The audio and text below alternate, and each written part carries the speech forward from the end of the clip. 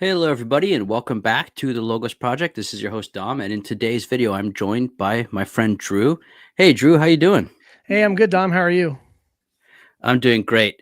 Good. Well, actually, let me qualify that. I'm not doing that good. I've coming to realize that I hate interregnums because I feel like the entire world has stopped and that I can't keep functioning until I know who the next pope is. That's What's your fair. experience? Honestly, I'm a weird person in that whenever there's like historically significant things that happen, whether it's Yeah. good historical things or bad things, or just disruptive things, a lot of people are like, "Oh no," and they like lose their sense of normalcy. I kind of thrive in these moments because I'm like, "Whoa, this is unique. This is different than every Yeah. other day," and I kind of love it. All the chaos, I feed off of it in a way, I guess. That's awesome. Yeah, no, for me, it's almost like it's not good, but I feel paralyzed. Like I don't know what to do. I'm kind of waiting. It's kind of like, I'm a sheep in the flock without a pastor, and I'm looking at everybody else kind of running around in circles, and I'm like, all right, when's the pastor going to be here? you know? Right. So Yeah, it anyway, is chaotic for sure. yeah. Well, so our Holy Father, Pope Francis, died on Monday, the 21st. And of April, and it's been several days since he passed away. His funeral was on Saturday. They processed his body to St. Mary Major and then buried him there. And now, since Saturday, the cardinals have been meeting. I think they've had six. I could be completely wrong about this. I think they've had six meetings so far where they're just getting to know each other. They're talking about some admin stuff, some logistics, and they've started finally talking about the problems in the church and in other words, what will be needed of the next pope to help them decide who to vote for.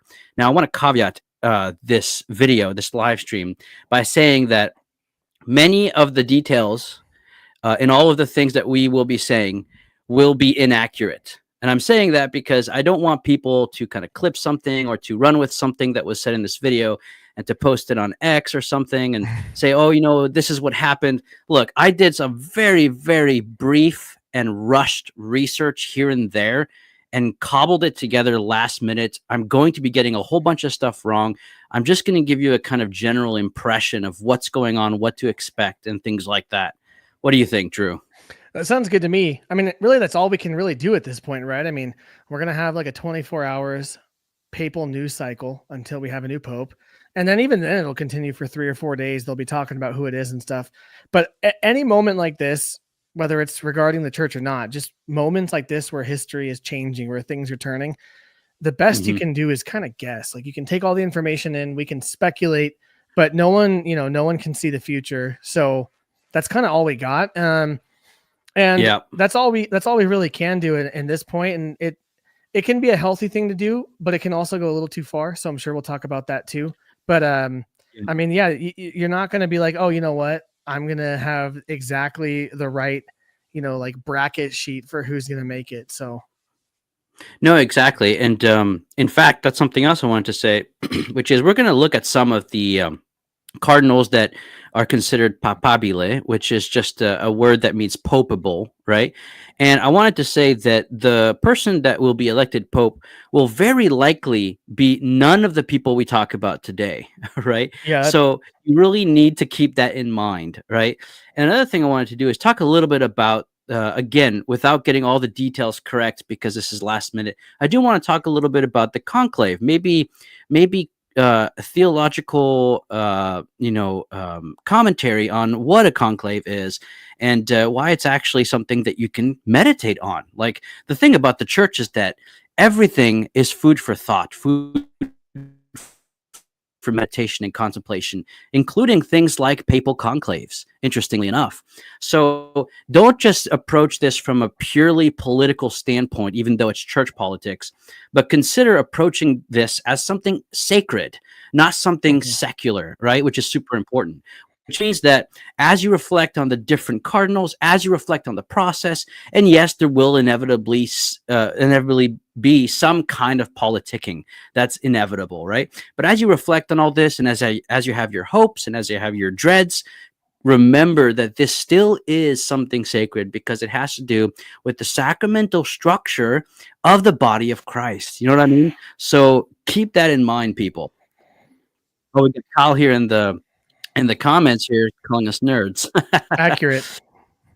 And we There's got one nerd missing, and it's you, Kyle. yeah, that's right. And then we got Holy Happy Hour. Yeah, awesome. Uh, so I'll tell you what, Drew. Cut in whenever you want, but I wanted to talk a little bit about the process. So the Pope has died, and the first thing that happens, and this has happened several days ago. So a lot of people already passed this, but his death is formally declared, right? And once his death is formally declared, there's a window. I think it's 15 to 20 days until the conclave has to begin. I say that because I think the official timeline is 15 days. And the 20 comes in where 5 days could be added if something momentous is happening, such as a war, where you have to postpone it because of international travel for certain cardinals that are not able to make it right away. I think those are the rules. Again, details will be wrong, so don't quote us. But once that happens, the date of the conclave is declared once by the cardinals after some gatherings and some meetings. We already have that. We know that the conclave is beginning on Wednesday, May 7th, right? And it's going to be beginning in the afternoon in Rome. So 4:30 p.m. This part I looked up. 4:30 p.m. on Wednesday the 7th in Rome in the Sistine Chapel. So for those of you who don't know, the Sistine Chapel is that beautiful chapel in the Vatican that is painted by Michelangelo. You have that famous Adam and God touching fingers painting. You also have the ominous Christ the Judge painting with a kind of cosmic panoply of people around him. It's absolutely stunningly beautiful. And in front of that painting, actually, is where each cardinal swears an oath before God to vote for the man that he thinks should be Pope because it will be good for the church. So again, there's all of these things that try to minimize the politicking, not to say it doesn't happen, just to say that it's meant to be as sacred and spiritual as possible, really. Another thing is that only those cardinals that are under the age of 80 can vote. Now, I'm actually not 100% sure why that is. My thought is, and I think I've heard this somewhere before, is that because as the cardinals get older, they tend to all be those elected by a previous pope, like by the same pope. And so that's why they're trying to kind of scatter the, you might say, kind of undo any kind of factions that could arise from that fact. I don't know if that's accurate, but anyway, you have to be under the age of 80. So what that means is that if a cardinal turns 80 years old before the conclave, he cannot vote in the conclave. So right now, we have alive 135 cardinals that are under the age of 80, but only 133 will be voting because 2 of them can't make it. Now, this is interesting. This kind of shifted. So at first, there was 2 that couldn't make it, but 1 finally was able to make it. The other couldn't. But now another cardinal also can't make it, so we're back to 133. So that part I looked up. And so we have 133 voting cardinals under the age of 80. The other cardinals that are above the age of 80, of course, they do come to the Vatican and they advise the younger cardinals. They're kind of like giving guidance and things like that. So that's just some of the what to look forward to. And of course, the voting process is a ballot voting process. There's a piece of paper on which they simply put the name of the candidate they want to see become Pope. And there has to be a 2/3 majority for the Pope to be elected. Now, if I understand correctly, and if I got this detail right, which again could be wrong, Pope Pius XII changed that where he said it has to be 2/3 plus 1. So it used to be just 2/3. Now, if I got this detail right, it's 2/3 plus 1.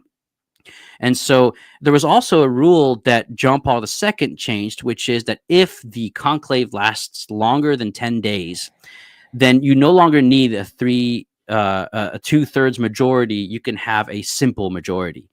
But what happened was Pope Benedict XVI actually changed that back to saying, nope, it always has to be a 2/3 majority. And I think that was a good idea because you want unity in the college. You want them all to have chosen the same guy. Let's see what we have in the comment. Any comments, Drew, as I look through the chat here? Well, the first thing I was going to say when you're talking about the Sistine Chapel is there's lots of upset tourists who had their plans to be there and see the Sistine Chapel, and those just got axed. So if you were, Yeah. I mean, no one can plan for a pope dying when they're on their way to Rome. So there's tons of people, I'm sure, Catholic and otherwise, that, had their Vatican Museum tickets to see the Sistine Chapel that just had a giant L when all this kind of happened. But yeah, it's interesting for sure. I think just one thing I'll throw in that I've been thinking about, I think we're going to have, I'm not the only one that's been saying this. I've been seeing this a lot. And of course the obligatory, am not an expert, probably will be wrong, but this is set up to be an interesting conclave in that there's this might be, if I'm remembering correctly, close to the most, or maybe the most voting eligible cardinals we've ever had in a conclave. So that's sure to stir the pot a little bit, just because there's a lot of people, there's a lot of cooks in the kitchen. And then in addition to that, there were very few, and Dom, you might know better than I don't know if there were any general congregations of the cardinals during Francis's pontificate. So these guys don't know each other, which is interesting. Other popes will have, general congregations where these cardinals are meeting and talking about the church throughout the reign of that pope's papacy, right? A lot of these guys have been appointed by Francis, but have not been to those meetings, have not had FaceTime with the other members of the college. And so they'll be meeting effectively for the first time, many of them, at the conclave, which that's it. That's going to be a wild card for sure. No, you're absolutely right, Drew. Like, a lot of the cardinals don't know each other. In fact, several of the cardinals have said that publicly on camera. There's a lot of reporters and journalists that are trying to catch the cardinals as they go into the Vatican for their meetings. And so, a lot of the cardinals don't know each other. That's a fact. And I think, again, I could be wrong, but I think the last consistory of cardinals was in 2014. And since then, there has been a tremendous amount of cardinals that were added to the college. Yeah, I could have this number wrong, but I think 81 of the cardinals were added by Pope Francis. Now, that's not saying that all of them are voting cardinals, but 81 of the current cardinals in the college were added by Pope Francis. Now, another thing to keep in mind is that Pope Francis, in line with his idea of including the peripheries of the church, has chosen a lot of cardinals that are not from Europe. He's chosen many in Europe as well, but he's chosen a lot from the peripheries. In fact, from some places that are not typically the sees of cardinals. And so that means that we have a lot of people that are just not known to each other, right? But it also means that we have a much less Eurocentric college, which means that, I mean, this is speculation, but there could be less secularism poisoning some of the attitudes, you could say. Again, it's not for certain, but one thing we know is that this is going to be, as you pointed out, the largest voting bloc group, right? And also the most diverse. So that's going to, maybe it could make for a longer conclave than usual. It could also be very quick. Here we go. Yeah, 3-year conclave. That's right. Yeah. Oh, please, Lord, no. That would be something else. Not to get into all the, because this is called Conclave Gossip, so we're going to try and gossip, but without sinning. But I think there's a lot of things going on in the church. There's no one's blind to the internal divisions in the church. There's also Germany is looming and made a decision during the interregnum about to proceed with blessing same-sex couples. There's also, of course, the liturgical wars in Europe and America, and also relativism in doctrine and things like that. The church is shaking. And of course, there's the war in the Holy Land, everything going on in Gaza. And there is the controversial China deal that the Secretary of State struck with the communist government. I'm talking about Pietro Parolin, who is actually a papabile. He could very well be the next pope. And Cardinal Zen, of course, came to the Vatican. He got his passport back by the government. It was on hold. so that he could come to what's going on in Rome. Well, So how a nice lot of of them. things are going on. This is really right. How nice of them. So a lot of things are going on. But what I want to do is look at some of the papabile. Again, reminding the audience that most likely the future pope will not be any of these guys. However, because they're papabile, it's also likely that it is one of these guys, because these are people that have risen in prominence that that the cardinals are looking at. But again, the cardinals are in person talking to each other, and they're not, unlike us who are looking from afar on X or Facebook or what have you, right? So a lot of things to keep in Can I mind. just say one thing about that list of challenges that you brought up? And pardon me for speaking candidly. I think you Yep. would agree with me. Maybe I won't speak for you, but I bet you might agree with me that the German bishops coming out with that statement after the death of the reigning pope, in blatant disregard of his own clarifications of fiducia supplicans, has to be one of the most cowardly things I've seen. I mean, I was furious when I saw that. I was like, are you kidding me? Like, we know very clearly this is not what that document implied. We've had clarifications that directly speak against what you guys are saying it means, but here we are now that there's no principle, to keep the kids in line. Anyways, Yeah. I think whoever is elected, that's going to be one of their first challenges, is seeing, like, really, like, you're not That's right.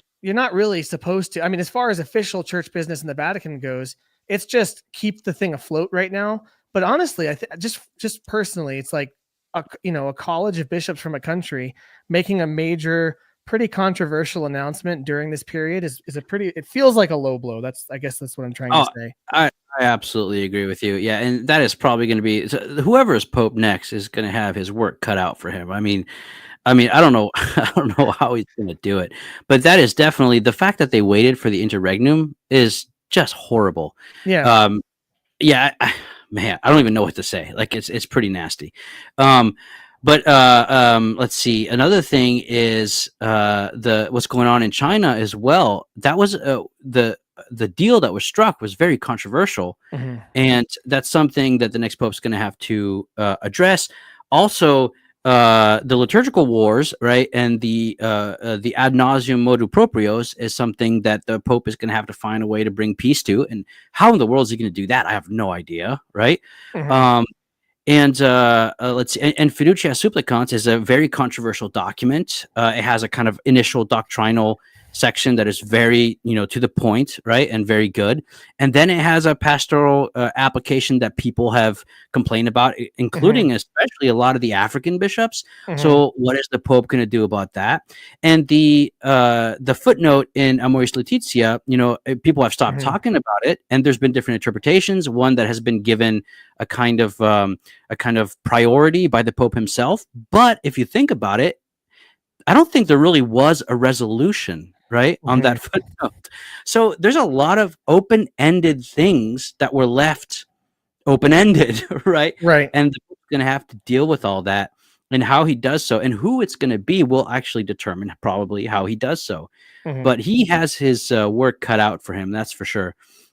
So there's so many chats that I'm not going to be able to go through them right now. But what I'd like to do, Drew, and again, cut me off anytime, is I want to go through some of the papabile. And there's one in particular that's not papabile that a friend pointed out to me that could possibly be the next pope as well. So I want to bring him up as well. Let's start with the obvious pick here. So, of course, Cardinal Parolin is the Secretary of State. He's diplomatically, administratively, and logistically very savvy.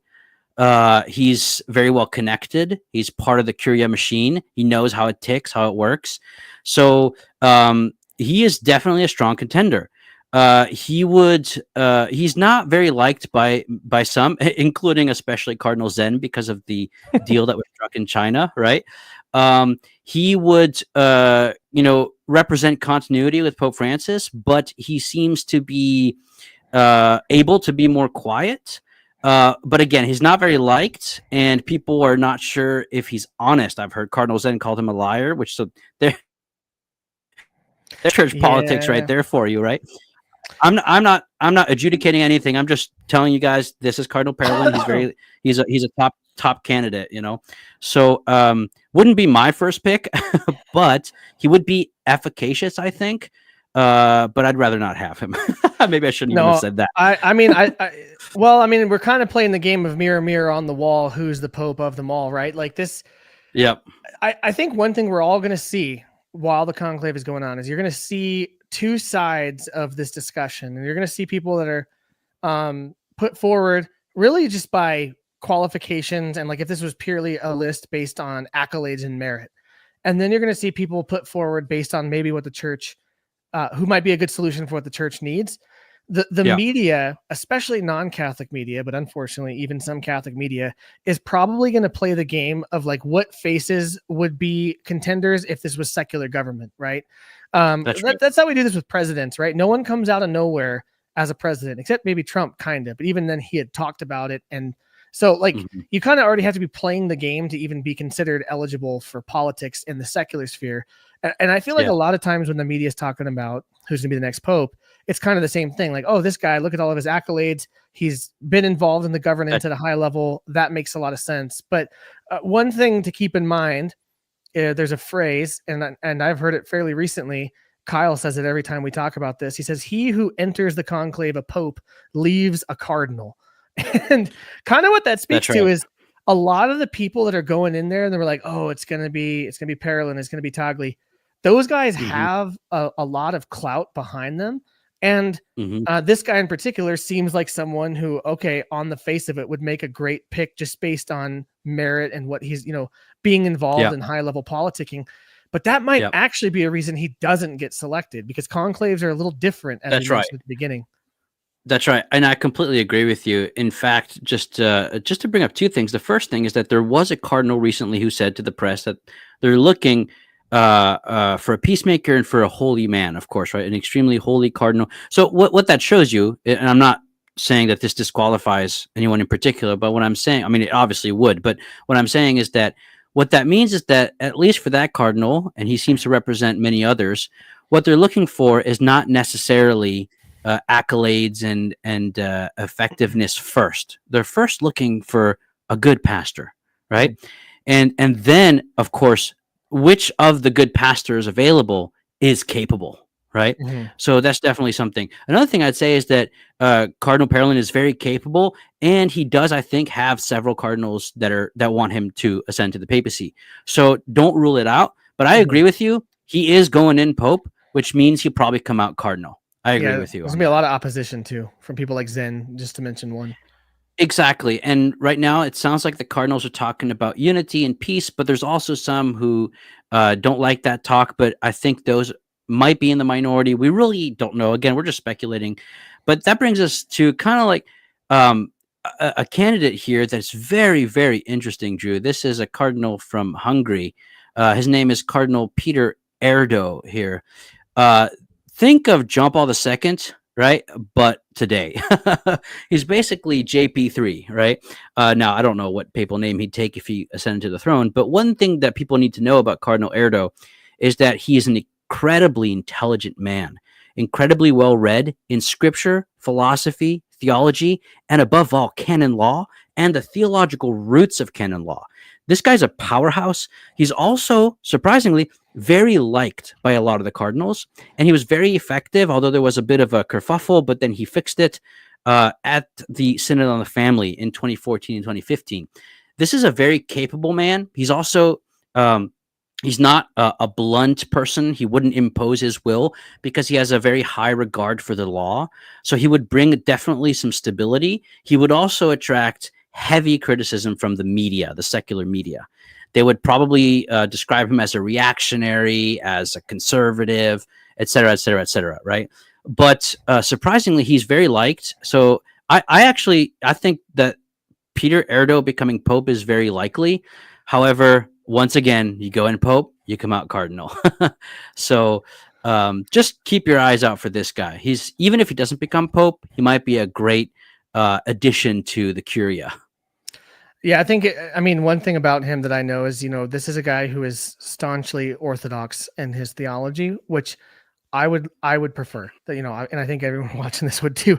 But like you said, he's not disliked as a result of that by people who maybe disagree with him. And that's a tough line to navigate that might be important if you're Yeah. navigating the conclave is if you are someone that is, known as a conservative, known as an orthodox, and, not like you said, he's Mm. not a bull in a china shop, but he's not hiding what he thinks either.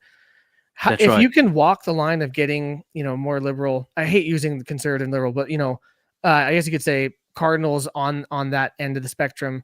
If you can That's right. navigate the line of getting them to at least be friendly towards you, that's going to be really important. That's why I'm guessing there's probably later candidates who are, even more staunchly conservative and outward about it that are less likely because of that. You're going to have a harder time rallying support. Yeah. No, exactly. So, I I would love for Cardinal Erdo to become Pope. I think he would I'd bring be a game. vitality and a unity to the church that would be absolutely incredible. But what I've been trying to tell myself more than every other person I'm talking to is, Dom, don't put your hopes in anybody. Like, just appreciate the different cardinals.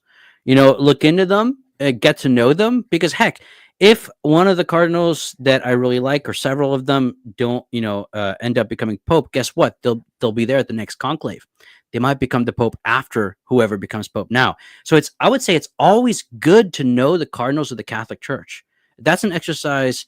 I would say it's a good exercise to get to know who the princes of the church are. Right now, of course, princes is a loaded term, right? I mean, like the servants of the servants, right? We're talking about. That's why they wear red, by the way, right? Red is and the words used in the liturgy of conferring on someone the cardinaliate.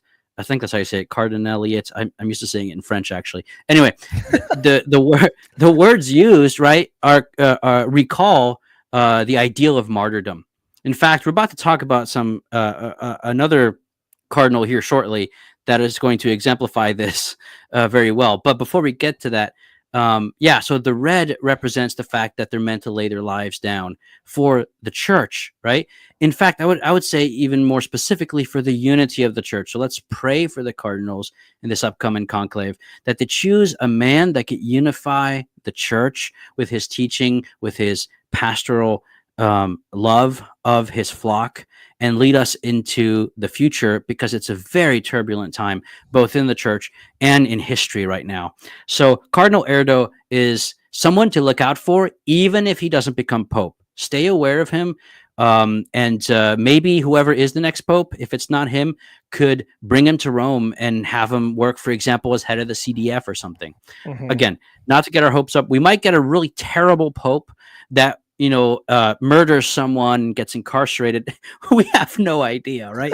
So welcome to the Catholic Church, right? But I'm just saying, look out for this man. He's a great cardinal. So speaking of martyrdom, Drew, this guy popped up in the news. I know you know who I'm talking about. And his name is, of course, everyone's been talking about his name. Here's one thing. The media has been talking a lot about him, but I bet you that the Cardinals have been talking a lot less about him, unfortunately. However, interestingly enough, I've seen people from the rad trad side and from the more wishy-washy liberal relativist side as well agree that they all like him.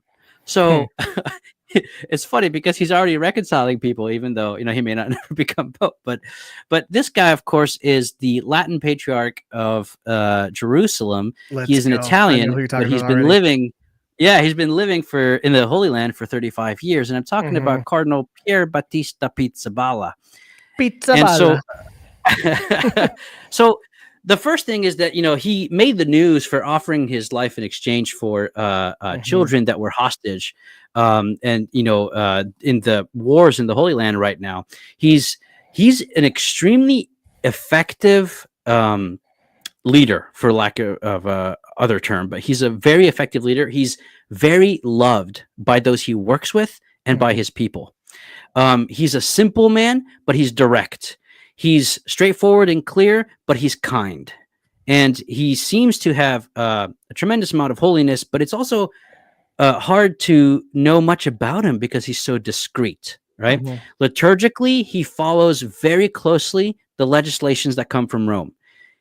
He's very reverent in the liturgy and chooses beautiful vestments. He's also, I've been listening to some interviews by him because this man actually fascinates me. There's something about him. There's an aura, right? There's an aura that is undeniable. I'm not Yep. saying he's going to be the next pope. In fact, the fact that he's 60 years old probably means we are not getting Pizzaballa for pope. However, again, everything we're saying in this live stream could be completely wrong, right? Bro, I got a feeling. I just got to say it. This is my pick right here. I got a feeling. I know it's unlikely, probably most unlikely because of what you just said, but the type of heroism you have to display to offer your life in exchange for hostages, you don't do that as a diplomatic move to say, oh, look how cool I am, because that costs way too much. That is genuine charity to even consider something like that, much less publicly announce it as an actual deal. And they didn't take him up on it, but I mean, to even consider that is an insane act of heroism that I think the church could really benefit from. But everything else you've said, he's kind, he's clear spoken, but he's not outspoken, right? But then there are signs, right? Like you said, his vestments, him following liturgical norms very closely. It's like you said, it's hard to find anything on his views. He's not just going out there and he doesn't write a Substack article about theology. That's right. Like an arch conservative or anything, but I think there are signs that definitely is the way he leads. One detail I had heard about him before we were even in this phase of church history, before there was even a conclave, while Francis was still alive, and I think it might have even been something I read before Francis was sick, was that Pizzaballa actually, he knows his region so well and he navigates it so well, the different groups there, the Jewish and the Palestinian groups, that depending on who he's talking to, he changes the street names that he references, for instance, and like some of the historical sites, which means he knows his area, but he also knows the audience and navigates that with a bit of wisdom. Like if you're talking to Palestinian Muslims, you're going to use those names and you're going to use that reference point. If you're talking to Israeli Jews, you're going to use names and reference points. The fact that he knows that and cares to operate in that way means this is someone who knows how to operate amidst dividing lines. So I think that would be a really, really good characteristic in a new pope. And I know he's young, which means that we'd be getting a long pope, but I think I'd messaged you outside of this and said, bro, I would love that because I don't want to have to go through this again for like another 30 years. No, absolutely. And in fact, I would add, there's even if Cardinal Pier Battista Pizzaballa doesn't become pope, we need to learn more about this man because there's something about him, right? So it's not at this point, this exercise, because of the conclave, we have an opportunity to get to know our cardinals, which is something that's worth doing regardless of whether they become pope or not. And one thing I want to say about Cardinal Pizzaballa is that I've listened to several of his sermons and I've done a bit of research on him, and he is deeply Christocentric. He is constantly referring to Jesus Christ, constantly referring to being close to Jesus, encountering Jesus, walking with Jesus, being loved by Jesus, bringing the witness of Jesus, the truth, who is Jesus, reconciliation, which is done in Jesus. He's always talking about Christ. I mean, do we not need that? You know what I mean? Even if he's not pope, that right there is an example that's worth knowing about, right? And also, he has a deep devotion to the Blessed Virgin Mary. He's also very capable when it comes to financial crises. And right now, the Vatican has a huge financial crisis. The see he was given had a huge financial crisis. It was in debt. And he did various things, including selling some property, and eventually completely paid off the debt. And everyone that's worked with him has an extremely high regard for him, right? They all talk about him being a great man. So look, at least one thing is worth thinking about. This man might be a saint. Just think of Saint Robert Bellarmine. That man never became pope, but he was a very holy prelate of the church that we remember to this day. Of course, it helps that he was a doctor of the church and wrote a lot of theology, right? This man doesn't write a lot of theology, but if anything, seems to be a very capable, holy cardinal. So definitely, definitely look out for him. If he became pope, you're right, it would be like 3 decades of his papacy. But it sounds like you and I would be totally okay with that. Yeah, as it is, 3 decades of this guy's track record would be like getting another John Paul II. It'd be pretty good. Yeah. So I'd be. That's the trick though. Like 3 decades of the wrong guy. You don't That's want to right. put the church So through this is that. why he probably won't become pope. I don't think so. It just doesn't seem to fully add up. But he is a very capable and seemingly holy person. Again, offering his life as a cardinal should, because he's wearing the Mhm. red now. He even commented on being made a cardinal and the war breaking out immediately after, and that being an opportunity for him to reflect more deeply Mhm. on the office that was bestowed upon him. So look out for this guy. If anything, he could be the next Secretary of State. I don't know. Well, what might So happen is if the candidates that are going in and people like you're going to go in and there's going to be the different camps are going to have a preferred candidate, and there's a very good chance that they get deadlocked. This could be mhm, someone that becomes pope, not because a that's massive right. amount of cardinals are picking him first, but if they hit a That's right. deadlock, they might pick a compromise candidate that they can all move forward with. I wouldn't be That's right. surprised if that happens and if this is the guy that comes out of that. And like I said, my gut feelings are the farthest thing from infallible, but that's my gut feeling. I don't know why. I just got a feeling, man. That is it's funny because I thought about the exact same thing. I'm like, what if Parolin and Erdo get into a deadlock by people trying to vote for them? Yep. Very And possible. Pizzaballa emerges as a third possibility that everyone can rally around as a 2/3 majority. I mean, there you go. It's a possibility, but we don't know, right? Anyway, Mhm. yeah, I think there's a lot of people who are fascinated with him because he didn't try to get notoriety. It's almost like his humility. Usually, humility doesn't go viral, but apparently his did. I'm just saying. So, okay, so the next guy, I'm realizing I have too many people here, but the next person here is a cardinal, a French cardinal. I think again, I might get this detail wrong, but I think he's the Archbishop or Bishop of Marseille in France. Now, this cardinal is Cardinal Aveline. Never He's heard of this guy. yeah. So first thing I'd say is that he is extremely intelligent. However, he's very progressive. Hmm. Um, I would probably characterize him, again, limited knowledge over here. I would probably characterize him as a Ranarian theologically. Some people have called him the French Francis.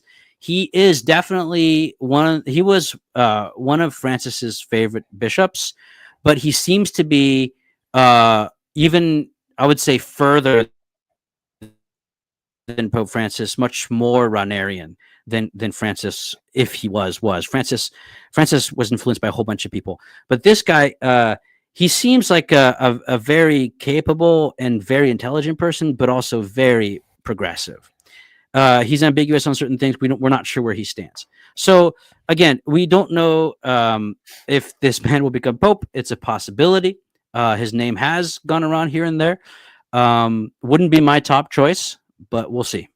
So I mean, I think if what you said, the first kind of reports we've gotten, whispers from the inside, is that the Cardinals are looking for someone to not emulate those particular qualities of Francis, lack of clarity. yeah, So when you say what he thinks yeah, is unclear, my gut feeling, just based on what we've heard from the Cardinals themselves, is that that's going to be a sticking point yeah. for a lot of people. I hope you're right, and I think you're right. We are getting mixed messages. I think there's a little bit of division in. Again, I can't know for sure. I think there's a bit of division in the College of Cardinals, but I can't know for Mhm. sure. Okay, so Drew, you're gonna love this next guy. This is what I would call, like, he's the goat. If this guy became pope, man, I would party. Like, this is amazing. So this guy's amazing. So he is from Sri Lanka. He's the Bishop of Sri Lanka. Not very well known by us Europeans and Americans, right? But it turns out he's very much, he loves the Second Vatican Council, but he's actually rather critical of the liturgical landscape since the Second Vatican Council and all the shenanigans that happened since then. Let's go. He, in fact, talks a lot about a reform of the liturgy, kind of like in the vein of Pope Benedict, the reform of the reform. He says things went off the rails. We need to, and so he seems to be very orthodox, very strong on moral principles, very strong on doctrine, and extremely strong on liturgy. And he says beautiful liturgies. And he's not even from Europe, right? He's from Sri Lanka, and this is Cardinal Ranjith, and he is an eminent theologian. I mean, he's very well read. He's very capable and respected. This very well could be the next pope. I mean, he would be a great candidate. I do think some of the more progressive leaning bishops could not want him. At the same time, the fact that he represents the peripheries could actually soften some of the more progressive leaning bishops to settle with him. But all I'll say is this cardinal is one of those cardinals, like Cardinal Erdo, like Cardinal Pizzaballa, that even if he doesn't become pope, you want to keep looking out for this guy, because he seems to be a fantastic prelate of the church, very orthodox. He would bring a lot of unity and a renewed sense of the sacred. He would most definitely continue the intentions of Pope Benedict XVI in terms of a rediscovery of the spirit of the liturgy. We can count on that if he becomes pope. Bro, we're gonna get Benedict XVII here. That would be a name I could see him picking. Yeah. So just a comment about any cardinal that gets elected from the peripheries. It's going to be kind of funny to watch, because progressive Catholics and just the secular media are going to be like, oh, a cardinal from the peripheries, a diverse church. And I can't think of a cardinal from the peripheries that wouldn't get in there and absolutely just be like an arch conservative. Yes, let's reform the liturgy in the vein of Benedict, and like, let's stop the madness and take the name Benedict the 17th, or, you know, if we really want to make memes, Pius the 13th, you know. I can't think of one that I've heard of that's from the peripheries that wouldn't be that way. So if that's what happens, you're going to get 2 days of like, yeah, they picked a guy from Sri Lanka. And then as soon as he starts talking, they're going to be like, we're not talking about the Pope until we get a new one. Oh, man. No, I can't remember his name, but there is one cardinal from Africa who seems to be very liberal. Just one, though. I can't remember his name, though. Maybe I got it wrong. Maybe he's from somewhere else. You know, I don't know. I won't. So again, all the details in this show could be wrong. Do not quote us. However, I do know one thing. This cardinal is lit. This cardinal has drip. I'm down. Okay, cool. Next one, of course, has been, so we talked about Cardinal Aveline is like the French Francis, although I would argue he's much more Ranarian. We have the Asian Francis, Cardinal Tagle or Tagle. I don't know. People say it differently, right? He would be in line with Pope Francis, but less progressive than Aveline. So I don't think he's a bit young. And again, as you were saying with Aveline, I don't think people want certain features. Have you heard of, there's a saying in Rome, right? Thin Pope, fat Pope, thin Pope, fat Pope, right? Usually the Pope that is elected is it's a back and forth, right? We had this Pope for a while. All right, let's try something new. Okay, we had this Pope for a while. Let's try something new. So although we do, of course, the Cardinals are looking for continuity, they also don't want the exact same thing. And it seems to me that pastorally, Cardinal Tagle would be a lot like the last pontificate. And I don't think the Cardinals want that. And not to mention, he was recently removed from a pretty high-ranking post, was he not? That's right. So that's another kind of smear on his reputation, which is that it was the Caritas, what's it called? It's a Caritas Ministries, I think it was. He was removed for that, and I don't think we all know the details, but it looks like he mishandled things. And I don't want to calumniate if that's not true, so caveat there. But yeah, that people have been talking about that, so it looks like he won't probably be the next one. But again, we don't know. I will say he spoke at the National Eucharistic Congress. That's right. Yeah. And I was there in person. Obviously didn't get to meet him, but I did get to see him and hear him speak. And I wouldn't say anything about his presentation there was like offensive to pious ears. But my impression, and this is just based on my experience of hearing him that one time, was that there was, and this priests do this, but there was a good bit of focus on being funny and being relevant. And like in a public speaking situation in front of 50,000 people, maybe that's more called for than typical. But I only bring that up to say that, again, kind of going off what cardinals have said, if they're looking for someone who's holy and someone who's humble. That's right. I don't know that based on my experiencing of hearing him speak, that I'm not saying he's not humble or that he's prideful, but I'm saying that outwardly appearing, I wouldn't say that that's the first words I would use to describe him. So that's worth. One way I'd put it is that because it's, knowing the very little I know about Cardinal Tagle, I would say that I bet you he is a very holy man. However, Yeah. he doesn't have the necessary, I would say, papal aura of authority and humility combination type Right. thing. Right. Right. I mean, I'm sure he's a great person. I'm sure he's holy. I heard part of the sermon. It was recorded. I didn't hear the whole thing, but I heard part of the talk he gave.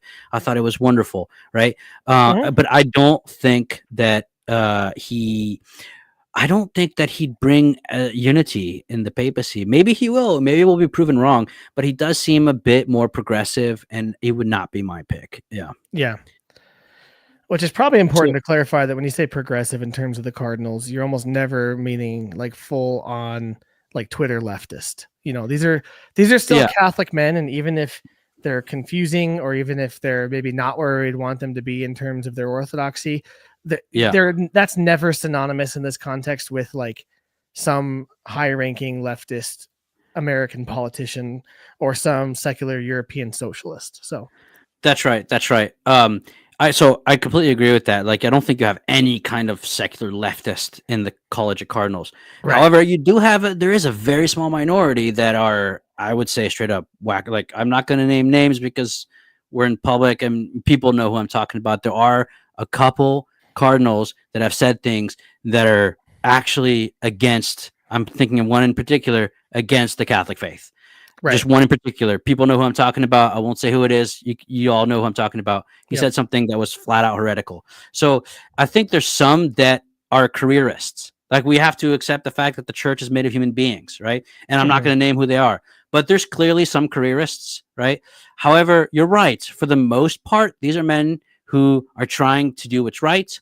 I think that there is corruption. In fact, one thing that the next pope is going to have to deal with is the sex abuse scandal.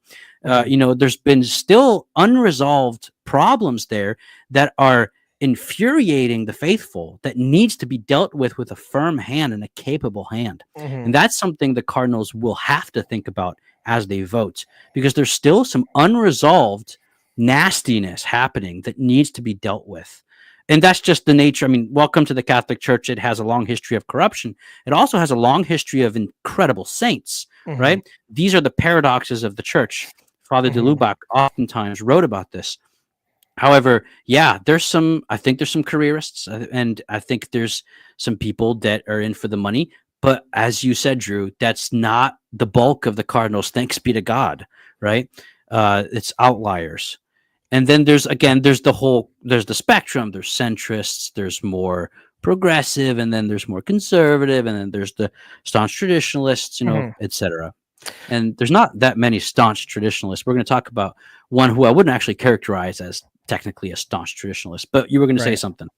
Well, all I was going to add is that the makeup of the Cardinals is only going to change more as time goes on, in that if you just look at the makeup of priests who are coming into the church and being ordained, there's very few that you could describe as progressive that are getting ordained in the past 5, 10, even 20 years. A lot of that madness stopped in like the early 2000s, mid 2000s. And so a lot of the younger priests, and we will barely get to where you and I see the fruits of that in our lifetime, but my children and my grandchildren are going to see a conclave at some point where the furthest cardinal in terms of being progressive would be like an arch conservative today, right? So I think that's going to happen. So we're moving in that direction in terms of just like playing the long game. I think that's important to keep in mind, because I mean, the reality is no matter who's elected pope, many of these cardinals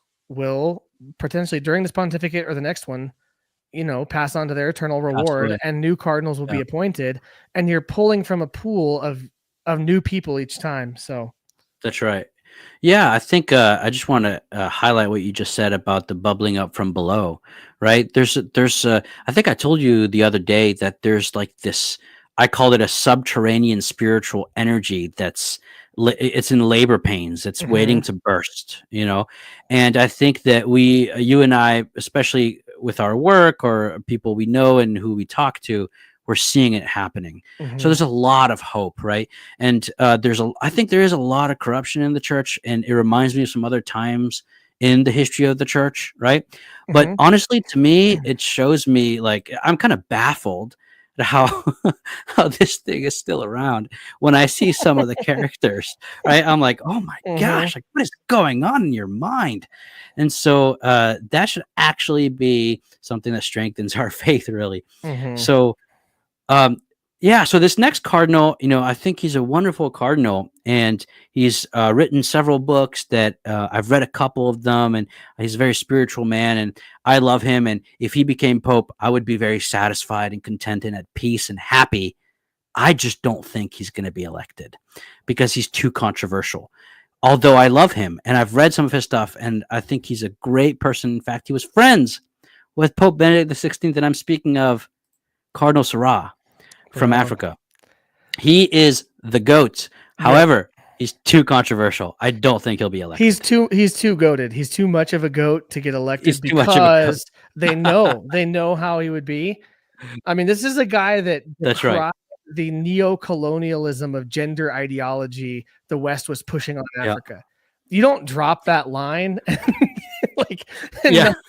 this is what I'm saying. If you elect anyone from the peripheries, like if they elected Cardinal That's Sarah, right. the That's right. media Yeah. would be like, they elected the Black Pope, how wonderful. And then as soon as he Yeah. opened his mouth, they would be like, never put that guy on TV again. Which I Yeah. would personally, I'm with you. If the world shook out in such a way that he was our next pope, I'd probably be crying tears of joy, dude. Oh, like man. you said about, I forget who it was you were saying you'd party. I would definitely party. Yeah.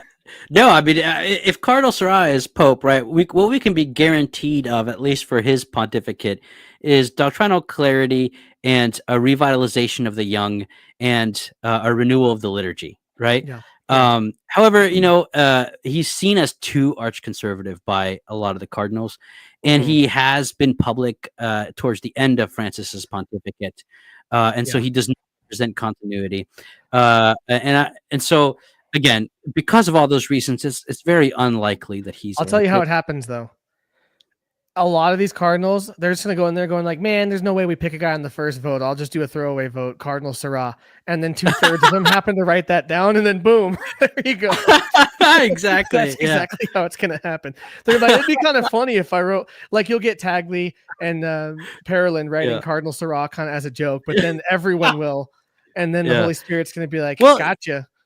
yeah, you never. I mean, there could be a block of cardinals who do push for him. You really Mhm. never know, Mhm. because there are, I think, some cardinals that are fed up, that were fed up with what was going on in the way in which the last pope ruled. They didn't like his arbitrary and kind of unpredictable style, right? And this is something that both the progressives and the conservatives didn't like, and so. Whoever is pope next is someone who's going to uh, uh, respect the rule of law, right, and kind of restore its stability. I think, Mhm. because for all the good charisms of Francis, he was rather arbitrary, I think, and that has created some kerfuffle. So Mhm. he said it himself, right? Let's make a mess. So, Mhm. all right. So that's Cardinal Sarah. Okay, I'm almost done, Drew. I promise. I have just a few more. Lightning We're round. getting close. We're getting close on the hour here, right? So Cardinal Zuppi.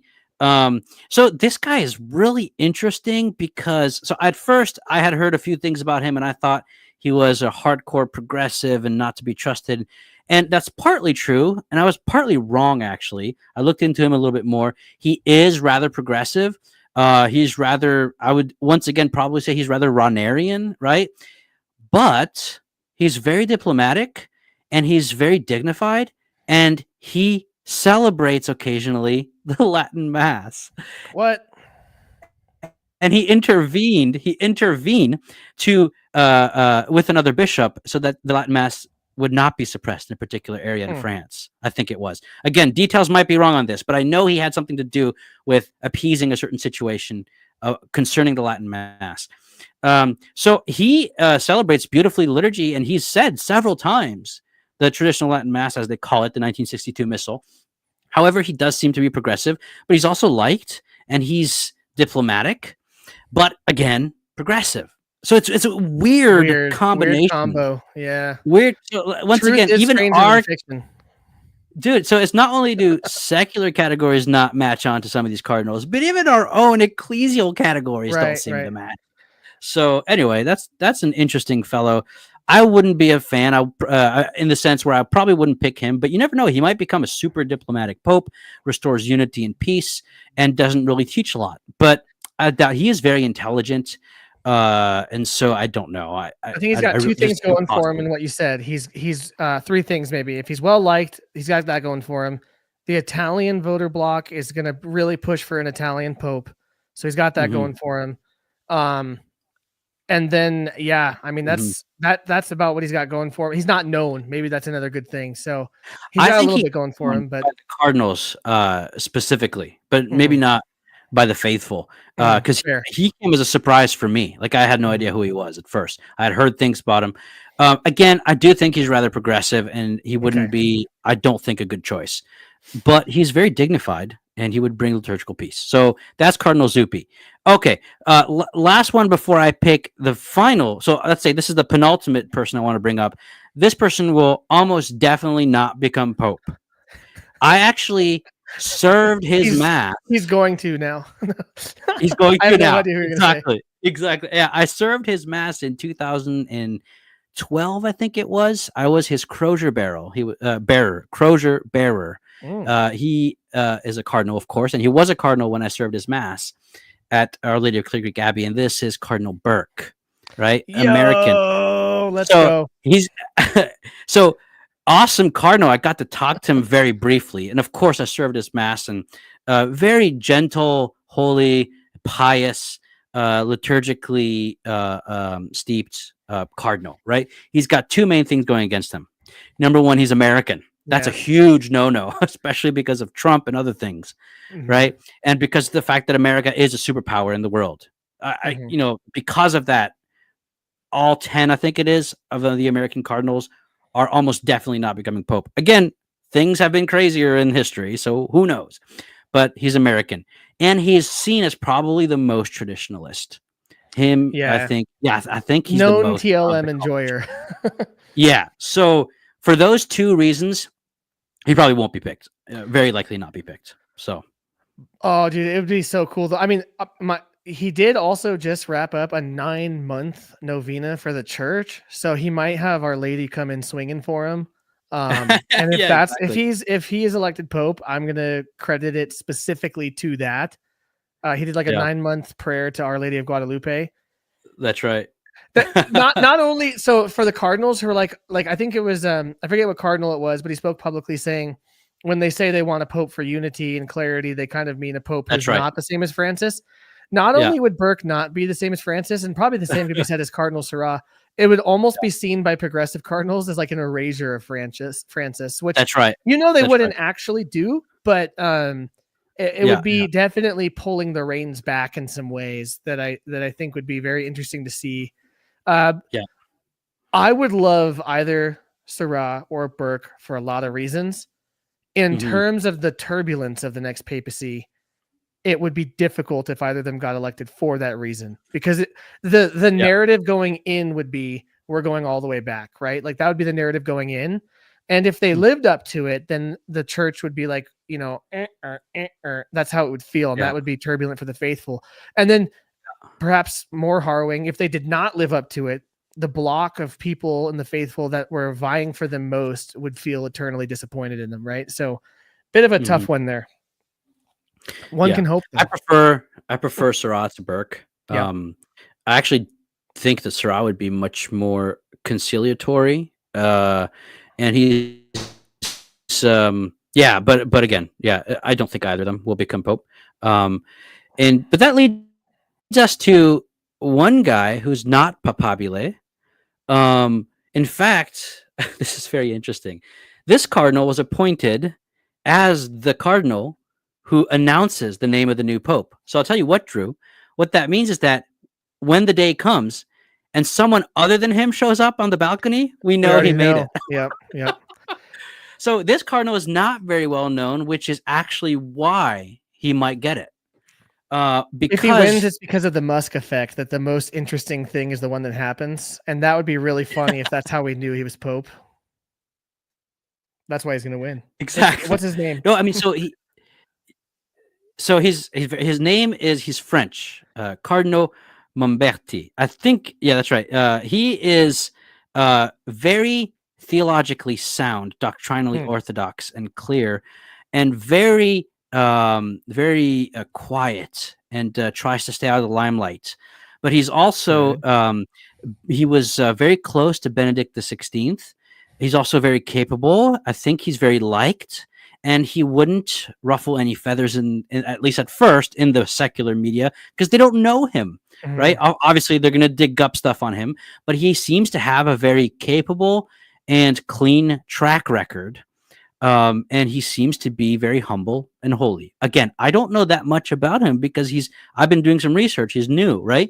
But he seems to also be a reconciliation type of person, who's very clear on the moral stances of the church, on her doctrine, and liturgically reverent, it looks like.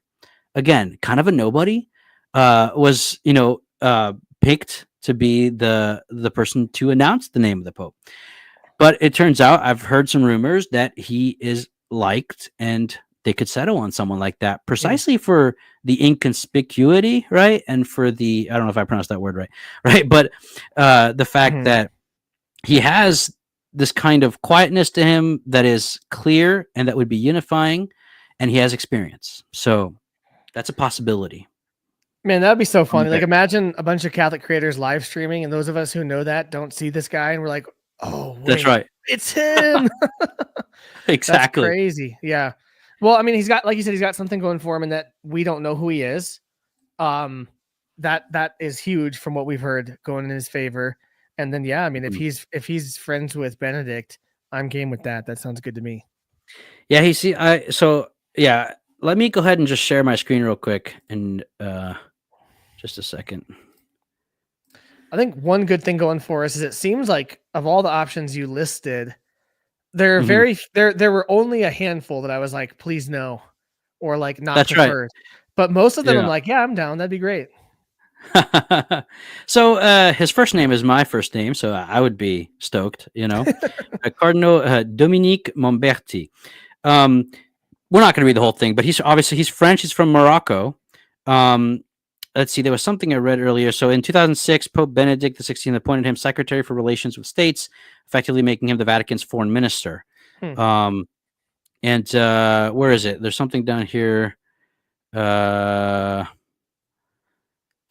Cardinal Mamberti is known to be a staunch defender of the right to life, the dignity of human life, and Catholic moral teaching in general.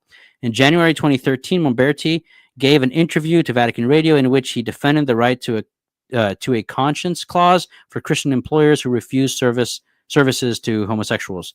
So that was probably controversial, and he probably kind of stayed quiet after that. That'll be the first thing that gets dug up. Yeah.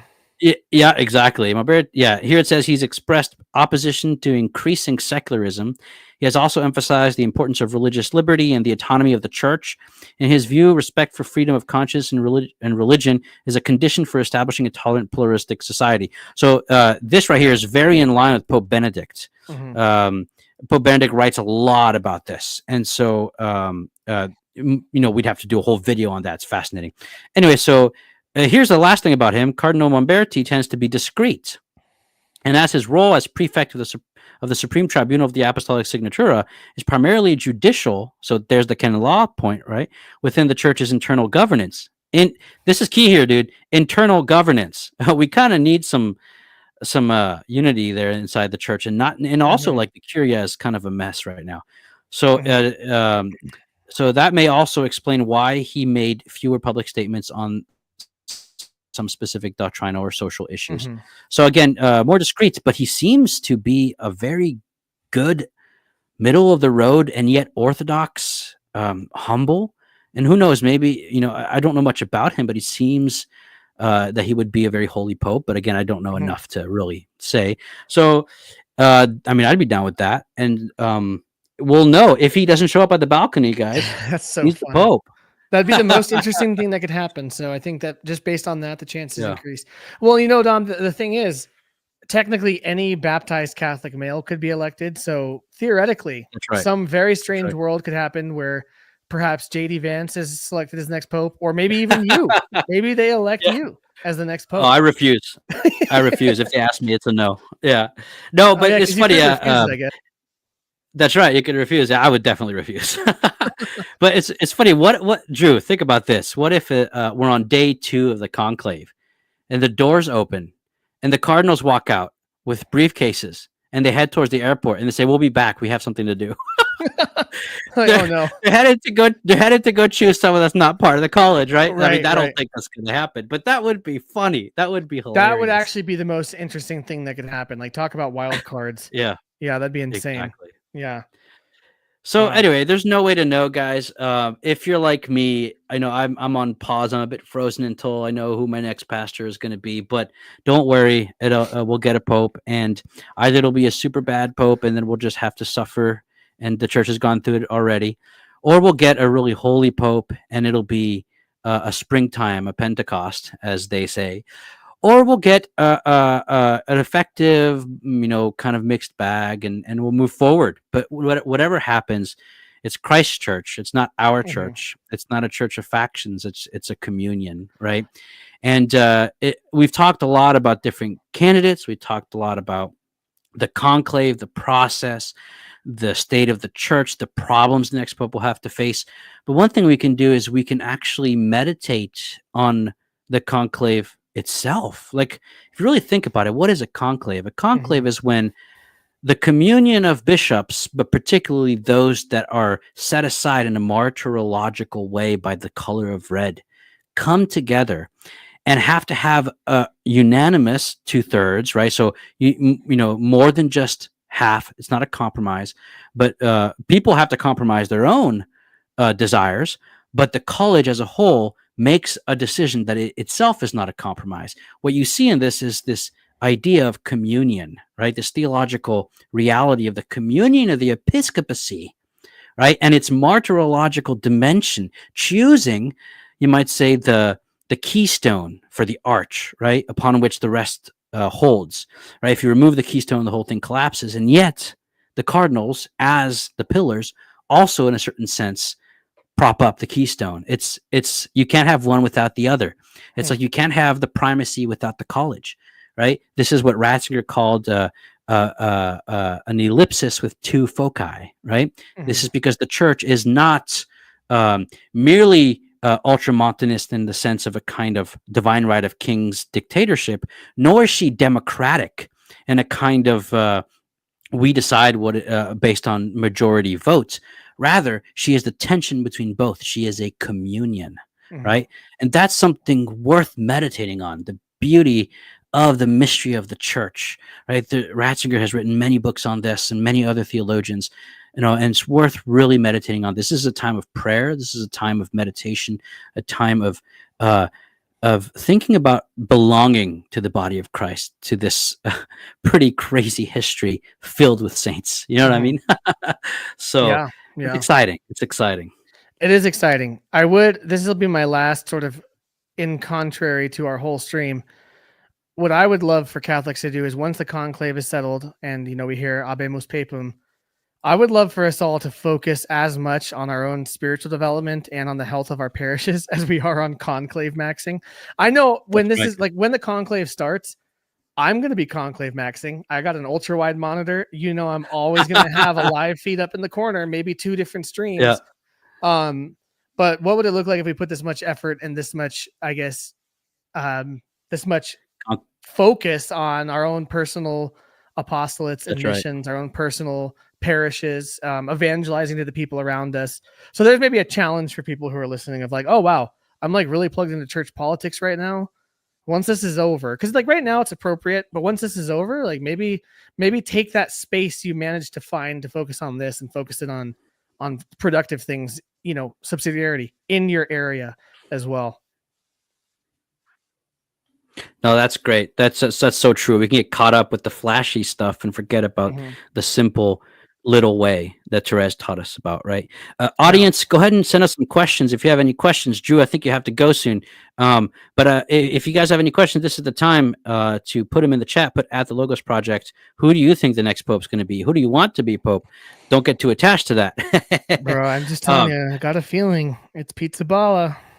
I I would just, be so happy with I that. don't know Could you why. I imagine? just got that feeling. Could I'm you gonna be very imagine the embarrassed pizza if it's not. parties? What's that?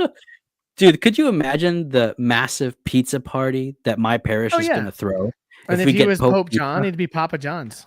That's right. That's a joke that's been circulating. Yeah. Yeah, I mean, oh man, I mean, there's gonna be memes galore, like excommunicating anyone who puts pineapple on their pizza, all that kind Yep. of stuff.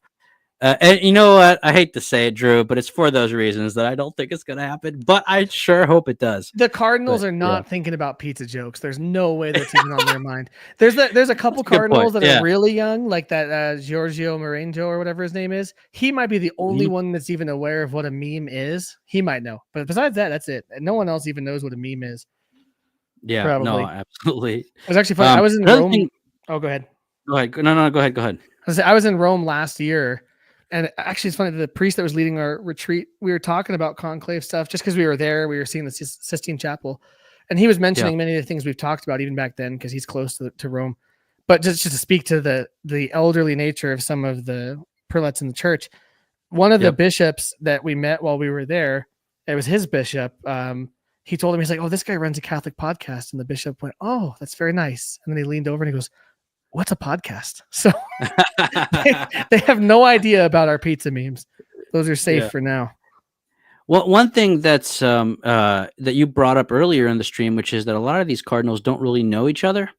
And I do think so. Another thing that's worth considering is that a lot of these cardinals have secretaries, young priests, usually, not always, maybe a young bishop. And so they might not know what a podcast is, but their secretaries might know True. what they might be reading Catholic World Report or what have you. And then the secretary, of course, advises the cardinal, right? So you don't want to discount maybe some of the great articles out there that are saying this is what we need for the future of the church based on the experience of the faithful, right? Listening to the faithful. That's a huge theme of the last pontificate. So don't let that deter you from making your voice heard respectfully and love as a member of the body, of course, right? But yeah, we need to let our pastors know what we need. So let's see, we have some questions here. Drew, if you have to run, don't let me stop you. Yeah, I was gonna say I'm probably gonna hop off, but okay, yeah. No, thanks for coming, Drew. I appreciate your assistance. I know that a video with someone else is always much better than on your own. No, totally get it. Yeah, it was a fun stream, man. Thanks for having me. Yep, anytime. See ya. All right. All right. So let me look at some of the comments. Let me scroll up here and see what we got.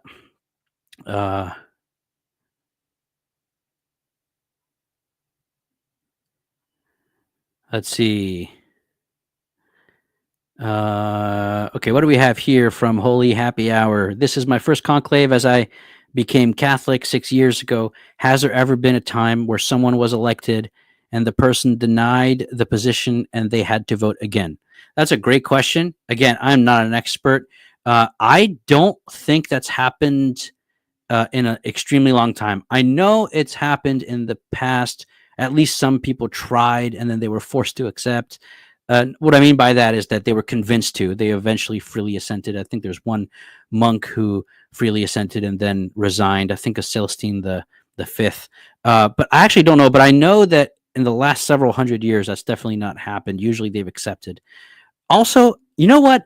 What if a cardinal didn't accept and then they went back to voting? How would we know that? So, you know what? I don't know. Maybe there has been several who have not accepted and we just don't know about it because there is a law of secrecy when it comes to what happens in the conclave, right? Again, if you guys know, right, the word conclave in Latin, cum clave, cum is with and clave is key.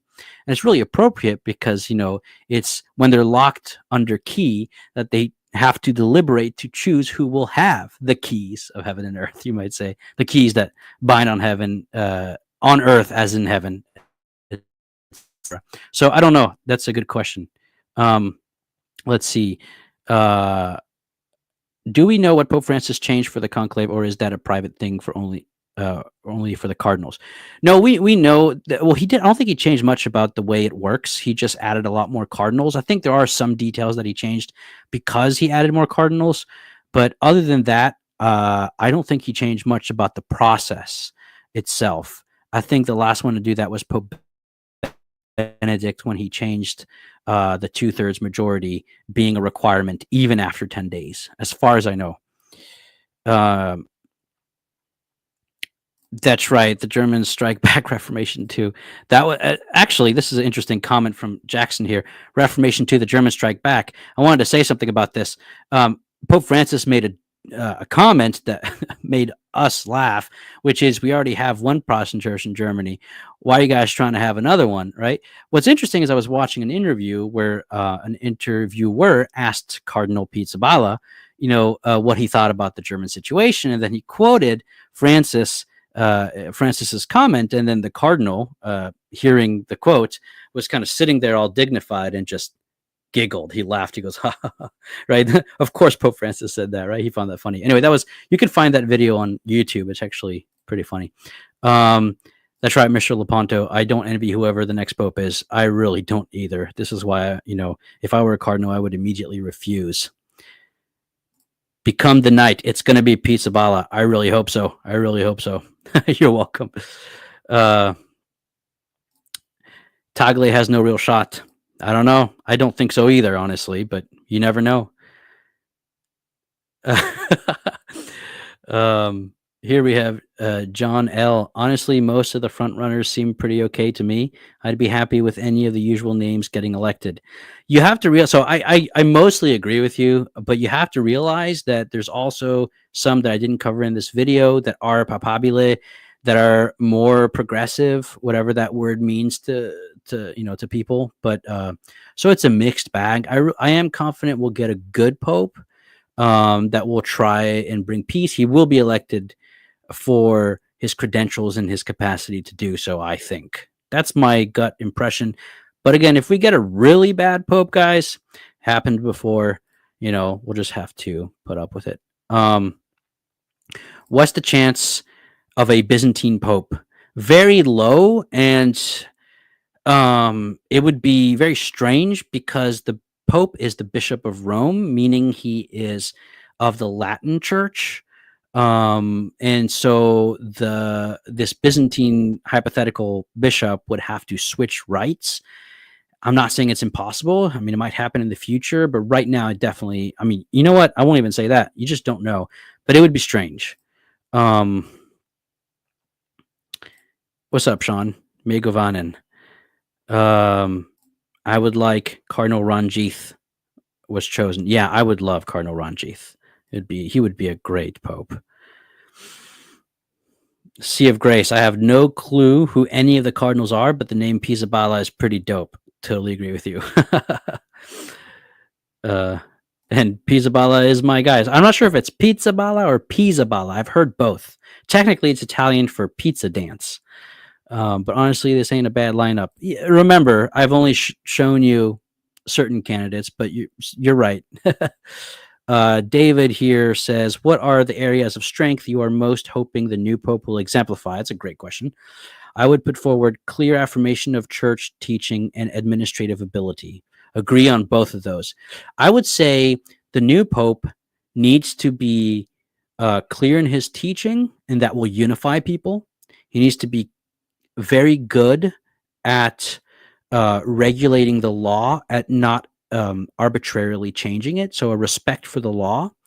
And he needs to be holy and humble. I think those would be the three things I would look for. No one's asking me. I do think a lot of the cardinals, a good chunk of the cardinals are also looking for those three things: clear teaching, respect for law, and personal holiness. I think that's the three things many of the cardinals are looking for. Hopefully, I'm sure there's some that are not. Like I said, the church is made of human beings, and there are some careerists that are not, I don't think, very good cardinals. But okay, let's see. Here we have, just a second. My computer is. I'm back. Can you guys hear me? Sorry. All right. Cardinal Boychuk, dark horse for the win. Papal name John. I actually don't know him. I'm going to have to look him up. That's interesting. I don't know who that is, so I'll look that up.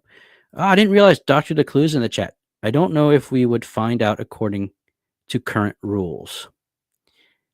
I must have said something when you posted that, Richard. I'm not sure what you mean. I don't know if we would according to current rules. Let's see. That happened during the conclave that elected either Paul. Yeah, so I was talking about something, and I don't remember. Oh, wait. I'm at the end of the comments, so it must have been something I said recently.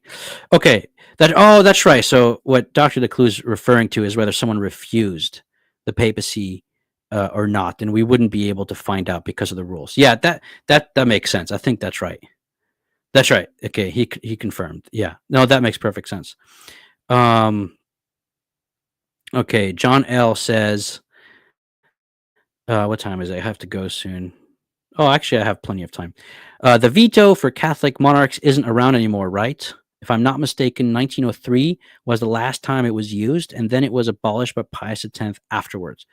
I actually don't know. I'm pretty sure that there was some, of course, as usual, some French intervention during if not, in terms of media or just kind of things being said out there during the papacy, during the election of John the 23rd, I think. Again, I actually don't really know, but that's a great question.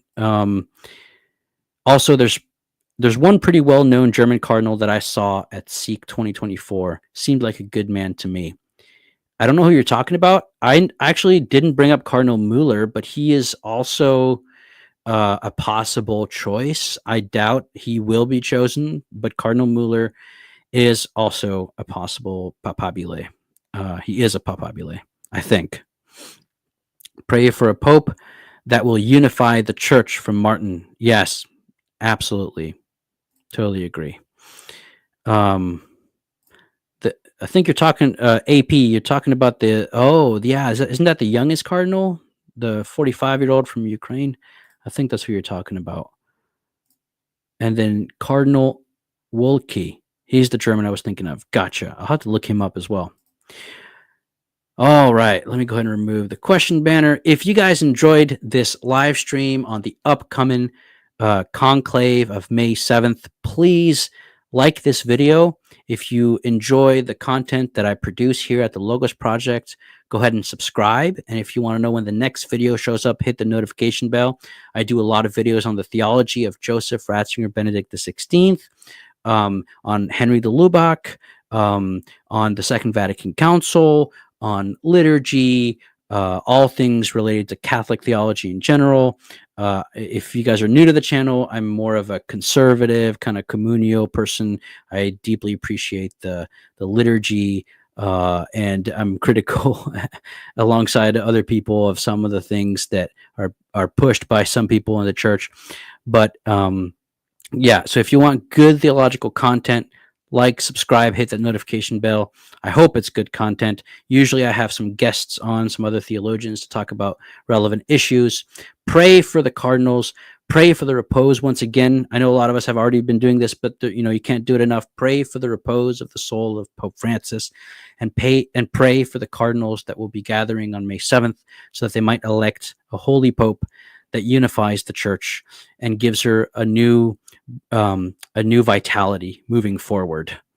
And so without further ado, we'll see you guys next time. God bless. Thanks, everybody.